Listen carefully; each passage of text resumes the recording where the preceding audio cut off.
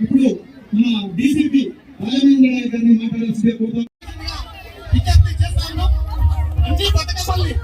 ముందుగా ఈరోజు బతుకమ్మ సంబరాలు జరుపుకుంటున్న ప్రతి ఒక్కరికి కూడా శుభాకాంక్షలు.